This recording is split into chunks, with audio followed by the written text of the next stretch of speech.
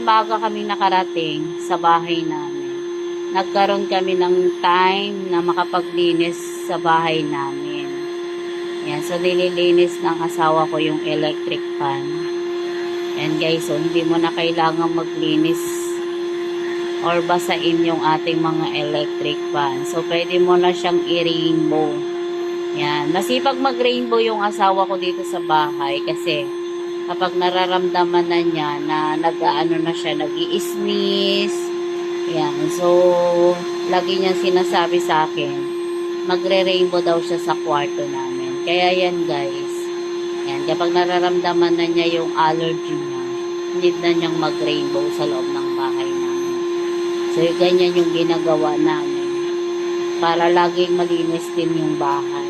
Kasi syempre, yan, so yung alikabok, in out po. So ngayon, kapag may oras kami talaga sa bahay namin. So yan po yung aming ginagawa. So same lang din po ng ginagawa namin sa aming mga kliyente. Kasi sa aming mga client, kapag naglilinis kami is talagang sulit. Kasi parang inaari namin, sarili naming bahay yung nililinisan namin. Kaya kung paano namin linisan yung bahay ng aming mga customer, syempre ganun din namin nililinisan yung aming bahay. Parang itinuturing namin sariling bahay yun sa mga client. Kaya ganun kaming maglinis. Yan, yan guys. Yan yung ginagawa namin kapag meron kaming time sa bahay. Yan, na makapaglinis. Minsan ginagawa namin to kapag coding kami. Kasi coding, wala kaming appointment sa Manila. Pero dito sa Cavite, yan, na pwede pa rin kami magkaroon ng appointment. Kanina, maaga kami umalis, siguro mga 6 o'clock. Yan, pumunta kami ng Laguna. Kaya medyo maaga kami nakarating dito sa sa loob sa aming bahay. Kaya yan, naisipan ng asawa ko na mag-rainbow siya, maglinis ng bahay namin. So yan, binibidyo ko siya kasi para may pakita ko sa inyo kung paano niya linisin yung aming electric fan using our rainbow machine. So ito po yung ating rainbow. O, tinan mo guys, electric fan pa lang yung naglilinis namin ng asawa ko, pero yung tubig niya is madumi na po kaagad. Ganyan po siya guys, kalakas maghigop. So yan guys, iiwan ko muna yung asawa ko sa pagre-rainbow dito sa loob ng kwarto. Kasi nagre-request po siyang luto ako ng merienda. Ang gusto niya pritong kamote. Ako gusto ko nilaga. Dahil siya yung kakain, kaya ipagpiprito ko na lang po siya ng kamote. Yung binili namin kanina sa Laguna. See you guys. Mamaya na po ulit. God bless po. Yan guys, dahil nag-request yung asawa ko ng merienda. Gusto niya ay kamote. So piprito ko siya ng kamote. Gusto niya talaga tong kamote. Sabi niya sa akin, magre-rainbow daw siya dun sa taas. Habang magre-rainbow daw siya, pagluto ko daw siya ng merienda. Sabi ko, sige, ikaw na mag-rainbow. Pag dito sa bahay, mas madalas siyang mag-rainbow kaysa sa akin. Kasi siya, allergy kasi siya. Pag nararamdaman na niya siya ay nag-i-sneeze. Yan, so, hindi sabihin, na-allergy na siya sa kwarto. Kaya madalas siyang mag-rainbow doon. Hindi ko lang siya nabibidyohan kasi nga minsan ayaw niya magpa-video kasi. Pero lagi siyang nagre-rainbow. Kaya mabuti na lang din nasa rainbow ako. Yan, so yung aming investment, yung machine namin, nagagamit na namin sa bahay. Nagagamit pa namin sa business namin.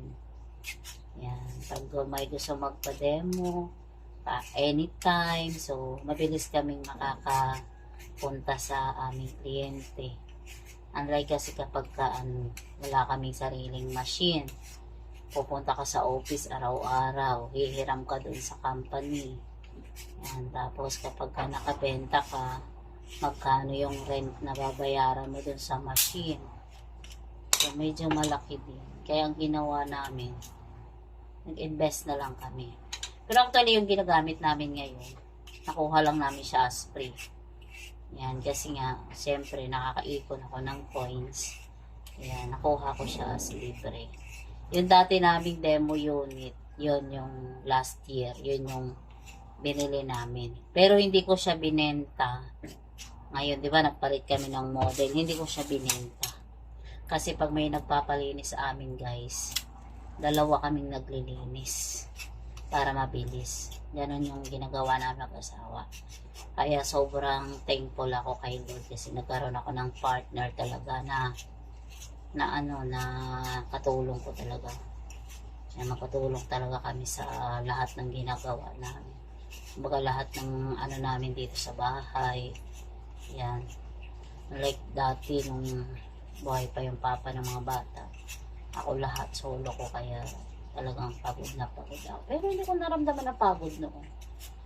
Siguro ngayon ko nararamdaman kasi nga meron akong partner. May partner ako na nakakatulong ko.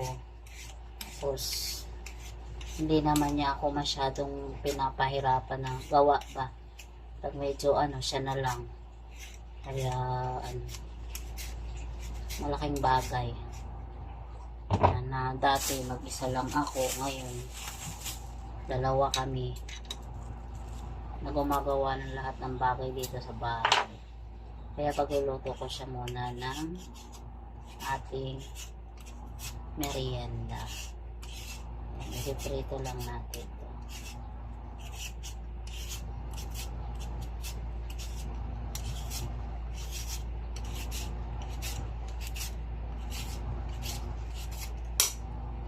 Guys, mag-start na po ako magprito ng ating kamote. Yan, medyo mainit na po yung ating kalaman.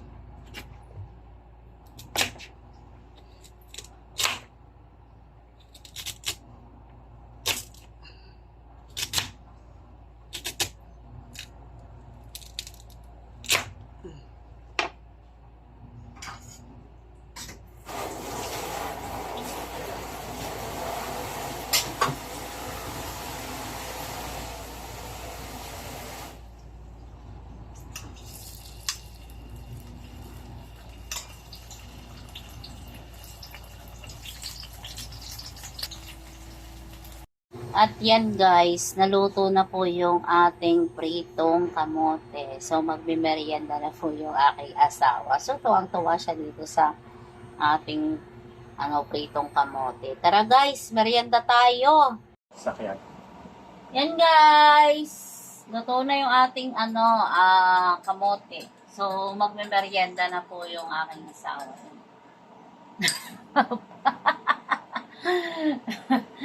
Nag-rainbow yan sa taas. Kaya yung request niya, ito kamote.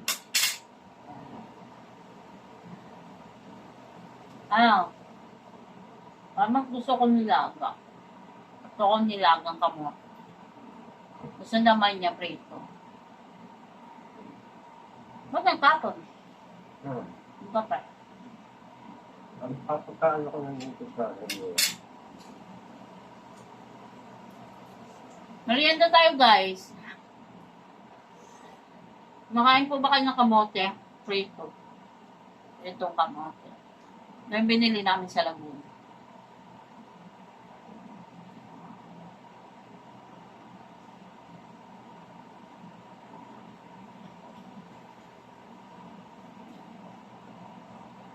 Napagod yung asawa ko sa pagre-rainbow sa taas. Rainbow niya yung kwarto namin. May nahigop na gamas mahal yun. Parang by Jessie. baka minyo sa halaga sa lalim. Diyan sa may salamin.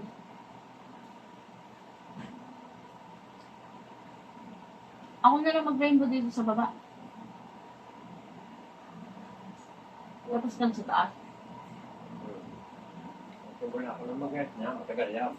Oo, ay itutuloy mo pa dito sa baba. Pero tapos lang din, hindi lagi na Gagaan mo. Hindi pa kami tapos mag-merienda. Pinapagdayat na ako ng asawa ko ng mais. At gusto daw niya ng mais.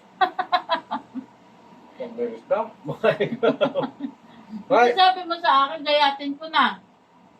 Oo nga, kasi kailan mo pa lutuin niya bago mo pa magaya. Bolan! Ay. Ikaw na may takot tingin lang, hindi ka nangangain, no? Kaya mo naman, kakain ng kamote. Kailangan niya? Aba, nakain niya, ng kamote.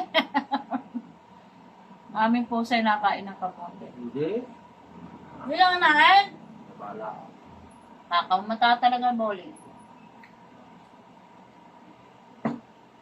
Yung kape ko kanina pa to, baon namin to. Hanggang ngayon mainit pa. Ngayon na umaga pa. Maganda yung thermos na gawin kay Gino. Ay. Walang nga ka.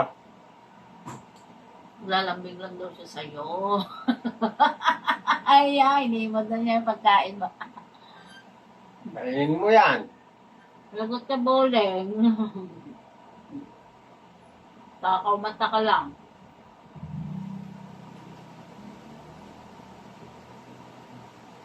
Kainin mo yan. Kung pakakuhanin mo sa akin, bago hindi mo kakainin. Ang lagot ka ngayon.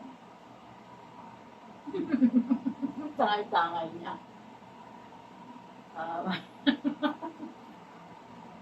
Hindi kinahin nga. Ayaw pala niya ng maliit. Gusto niya yung malaki.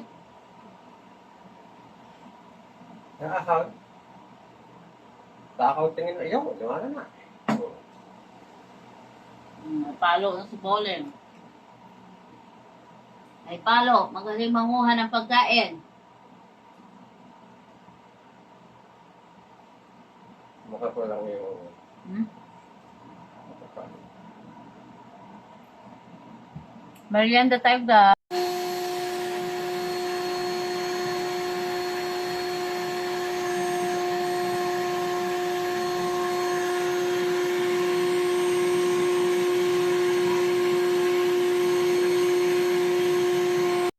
At yan guys, nandito na sa baba ang aking asawa. Dito na siya nagre-rainbow.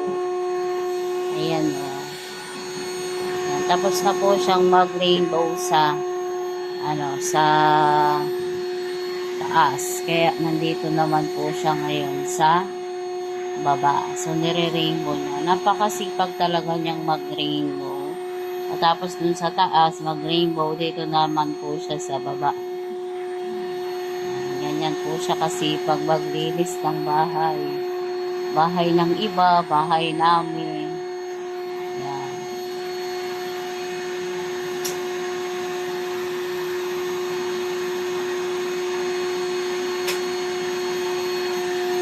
So, paano yan nililinis yung aming mga electric fan?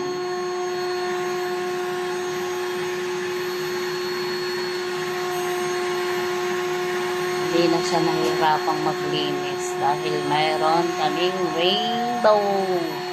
Yan guys, napaka galing ipaglinis. Sino mo guys, ang dami yan nahigo, pati gamot, nahigop na. So, sobrang lakas ng higop niya, pati gamot, nahigo, pati yung plat ng candy. Hindi kayo na kailangan gumamit ng mga dustpan. So, yung mga nasa ilalim na lumilipad, nakukuha niya talaga. So, ganyan po siya kalakas humigop ang ating rainbow. Sipag maglinis talaga ng asawa ko. Habang nagluluto ako, siya nagre-rainbow. Nagluluto po ako ng gulay na mais. Pero naisipan ko siyang videohan muna. Yan yung asawa ko, ganyan kasi pag maglinis. Oh, pati ilalim. Oh, sino yan?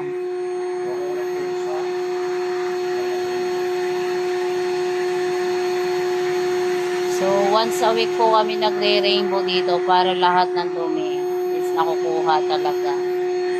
Hindi po kasi yan nakukuha ng basta basahan lang. Pero kapag rainbow po yung ginamit natin, sobrang linis talaga. So, yan yung ating rainbow machine. Ito yung pinaka-latest model po.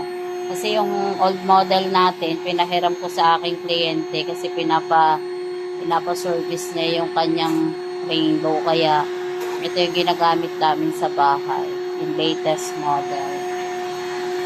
So yan guys, yung aking asawa naglilinis. Hanggang ngayon naglilinis pa siya para daw malinis na malinis. Kasi bukas hanggang Sunday, marami na kami ulit appointment. Busy na ulit. Hindi na kami namin maasikaso tong bahay. Magluto muna tayo guys.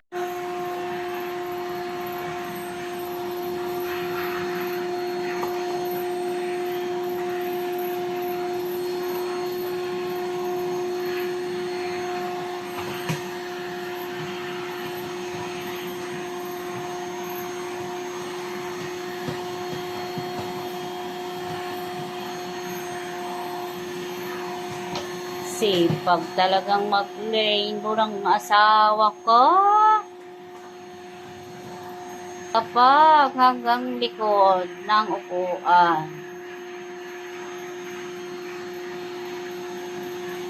Tapos nang maglinis yung asawa ko, so pinapaandar na lang po niya dito sa loob po ng aming bahay ang rainbow para masanitize at malinis po yung hangin ng aming house. So yan guys, oh. Sobrang linis niya talaga. Yan guys, oh. Ganyan po siya kalinis ipaglinis. Yan. So lahat ng gamit natin. Ang linis niya guys, oh. Yan, pati mga ilalim. So talagang linis na linis kapag rainbow po yung ginamit natin. Lalo na sa mga TV. Yan, sa mga kasama ng ganyan. So, makikita nyo po yung linis po ng gamit. Yan.